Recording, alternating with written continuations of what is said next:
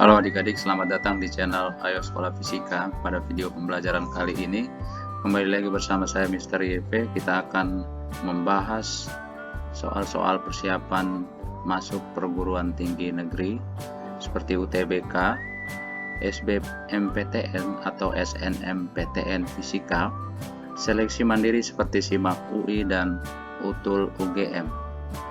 Oke, kita lanjutkan untuk soal yang ke-111. 5 vektor gaya sebidang disusun seperti gambar berikut. Hubungan yang tepat untuk kelima gaya tersebut adalah, soal ini kita selesaikan dengan menggunakan metode polygon, yaitu metode penjumlahan 2 vektor atau lebih. Metode ini dilakukan dengan cara menempatkan pangkal vektor kedua pada ujung vektor pertama, kemudian menempatkan pangkal vektor ketiga di ujung vektor kedua, dan seterusnya. Sebagai contoh, misalnya kita punya 3 vektor yaitu A, B, dan C.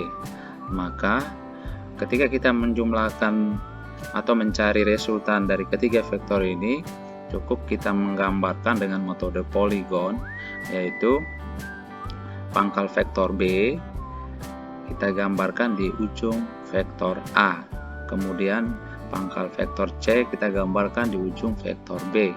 Maka resultannya kita tinggal tarik dari pangkal vektor pertama yaitu vektor A ke ujung vektor C. Jadi kita dapatkan R-nya sama dengan A tambah B tambah C. Maka untuk soal ini seperti yang ditunjukkan pada gambar, kita ketahui bahwa ada 3 vektor yaitu F1, F3, dan F4. Resultannya adalah R sama dengan F1 tambah F5 tambah F4 ya. Jadi resultan F1 tambah F5 tambah F4 atau F4 tambah F5 tambah F1 itu kita bisa tarik dari pangkal vektor F4 ke ujung vektor F1. Ini adalah R-nya. Tetapi R ini juga sama dengan, dari gambar, R ini sama juga dengan F3, vektor F3 tambah vektor F2. Maka kita bisa simpulkan bahwa penjumlahan vektor F1 tambah F5 tambah F4 sama dengan F2 tambah vektor F3. Jadi pilihan jawabannya adalah D. Oke, kita lihat soal yang ke-112. Balok bermassa 4 kg bergerak lurus pada bidang datar yang licin. Kecepatan balok itu 16 meter per second ke kiri. Mulai T sama dengan 0 second pada balok itu diberikan gaya mendatar yang nilainya tetap sebesar F sama dengan 8 Newton arah ke kanan. Selang waktu berikut ini agar kecepatan rata-rata balok itu 0 adalah, pertama kita gambarkan ini balok bergerak ke kiri dengan kecepatan V sama dengan 16 meter per second dan dikerjakan gaya F yang nilainya tetap yaitu 8 Newton ke kanan. Maka percepatan balok itu resultan F bagi M itu sama dengan 8 bagi 4 yaitu 2 meter per second kuadrat arah ke kanan. Dengan kita ambil kecepatan awalnya minus 16 meter per second karena arahnya ke kiri. Maka dengan kita mengambil waktu dari 1 detik sampai 14 detik, kita cari terlebih dahulu kecepatan akhir dari balok. Untuk waktu pada 1 detik pertama kita dapatkan minus 14 meter per second untuk kecepatannya. Pada detik kedua kita dapatkan minus 12 meter per second. Detik ketiga kita dapat minus 10 meter per second.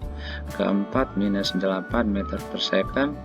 Kelima minus meter per second ke 6 minus 4 meter per second.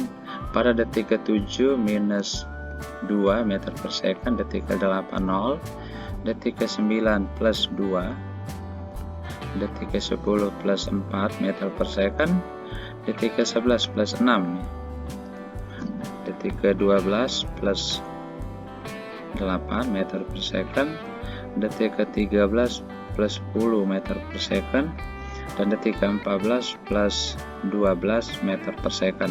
Sedangkan kita tahu bahwa untuk percepatan tetap, kecepatan rata-ratanya sama dengan V1 tambah V2 bagi 2. Dari data pada tabel, kita dapatkan pada selang waktu ke-3 detik dan 13 detik memberikan kecepatan rata-ratanya sama dengan 0. Karena ini kita bisa tuliskan menjadi V awalnya pada detik ke-3 berarti minus 10 ditambah 10 bagi 2, yaitu sama dengan 0 ya. Atau pada detik ke-1 dan detik ke-15 harusnya, atau pada detik ke-2 dan detik ke-14. Hanya pilihan yang benar untuk soal ini pada E. Jadi pada detik ke-3 second sampai detik ke-13 second itu kecepatan rata-rata balok itu 0. Oke, kita lihat soal yang ke-113. Suatu grafik ditunjukkan seperti gambar berikut. Grafik itu menyatakan hubungan. Pada grafik hubungan antara besaran Y dan X seperti soal, ini menghasilkan grafik gerak lurus atau grafik linear ya. Maka dari option A, B, C, dan D kita dapatkan yang benar adalah C, yaitu grafik yang dibentuk antara tekanan dan suhu pada keadaan isokorik ya. Jadi pada keadaan isokorik,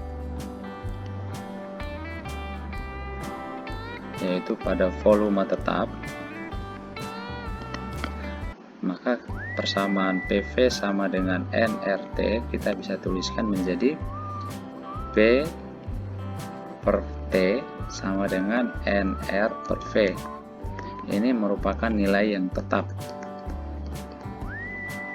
Jadi pada keadaan isokorik, perbandingan antara tekanan dan suhu mutlak itu menghasilkan nilai yang tetap.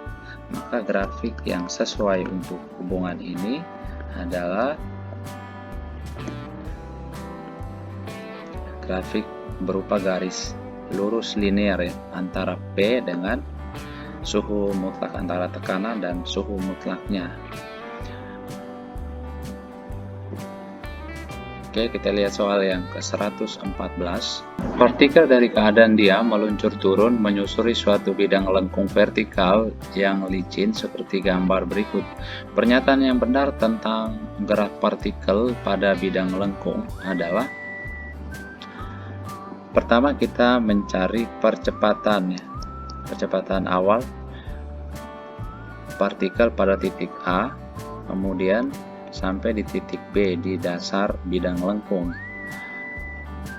Kemudian kita tentukan bahwa di titik A sudut yang dibentuk dengan bidang datar itu adalah theta. Maka percepatan awalnya diakibatkan oleh besarnya gaya mg sin theta.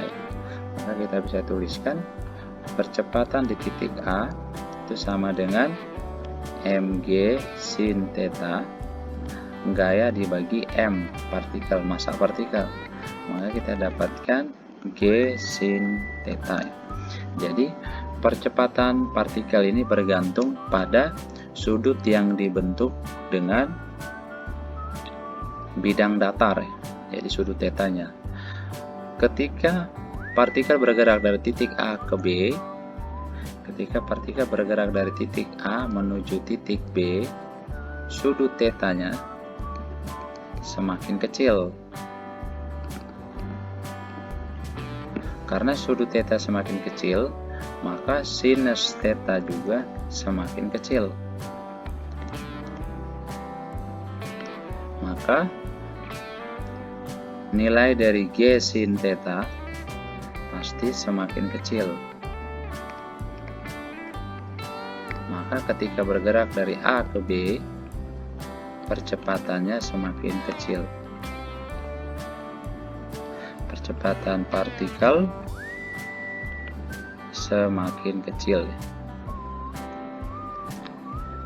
Sedangkan untuk kecepatannya, ini pada keadaan licin berarti energi kekal. Jadi ketika bergerak dari keadaan diam, maka misalnya VA-nya 0, maka energi potensialnya itu sama dengan di titik A adalah mgh. Misalnya di titik A berjarak H dari dasar bidang ya. Maka ketika sampai di B, energi potensial B-nya sama dengan 0. Sedangkan energi kinetiknya di titik B itu pasti sama dengan mgh.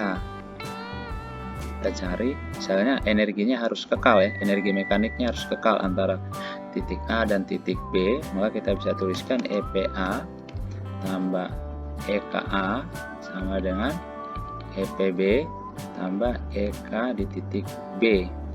Berarti ini EPA-nya mgh ditambah 0 sama dengan EP di titik B-nya 0 ditambah EKB. Berarti EKB-nya sama dengan mgh. Sedangkan EKB ini adalah setengah M VB kuadrat sama dengan mgh. Berarti VB-nya sama dengan akar 2GH. Berarti kesimpulannya adalah kecepatan partikel dari titik A ke titik B semakin besar karena bernilai 0, mula-mula nilai 0 menjadi bernilai akar 2GH. Jadi jawabannya, pernyataan yang benar tentang gerak partikel pada bidang lengkung adalah B. Nilai percepatannya makin kecil, kelajuannya makin besar. Oke, kita lihat soal yang ke-115. Suatu lempengan baja panjangnya L dan lebarnya B. Tetapan elastisitasnya arah memanjang adalah K. Lempengan itu dipotong memanjang menjadi dua bagian yang lebarnya sama. Kedua bagian itu kemudian saling ditimpakan sehingga diperoleh lempengan yang panjangnya L dan lebarnya B/2.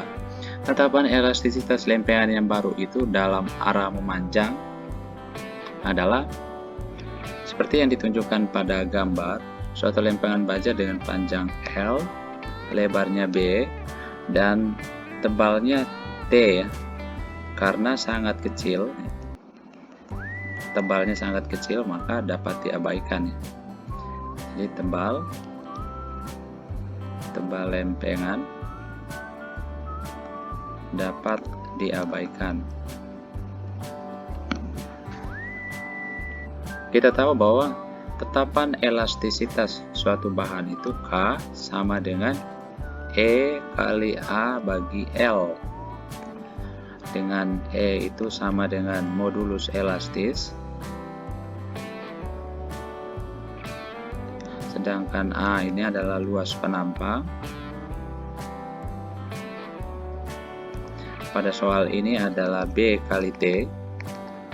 Sedangkan L ini adalah panjang dari bahan elastis atau panjang baja. Maka untuk baja yang panjangnya L dan lebarnya B, kita bisa tuliskan K-nya sama dengan E kali B kali T dibagi dengan L. Kemudian ketika lempengan baja ini dipotong memanjang menjadi dua bagian seperti yang ditunjukkan pada gambar, lebarnya menjadi B/2, sedangkan panjangnya tetap L. Maka kedua lempengan ini memiliki K yang sama ya. Jadi lempengan atas memiliki K1 misalnya dan lempengan bawah K2. Dan K1 ini sama dengan K2 ya. Karena panjangnya L dan lebarnya sama B/2. Kita bisa tuliskan K1 sama dengan K2 yaitu sama dengan E kali B/2 kali T dibagi dengan L. Maka K1 ya, nilainya sama dengan K2 ini sama dengan setengah kali E, setengah kali E kali B kali T per L. Sedangkan E kali B kali T ini per L itu sama dengan K. Maka K1 sama dengan K2, nilainya sama dengan setengah K. Maka tetapan elastis lempengan yang baru, berarti lempengan baru berarti gabungan antara K1 dan K2. K1 dan K2 ini digabung atau disusun paralel ya. Jadi K1 dan K2 gabungannya adalah tersusun paralel.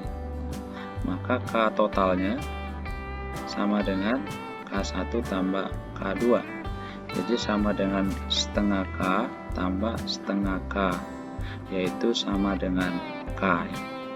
Jadi tetapan elastis lempengan yang baru dalam arah memanjang adalah sama dengan K. Jawabannya A. Oke, kita lihat soal yang ke-116.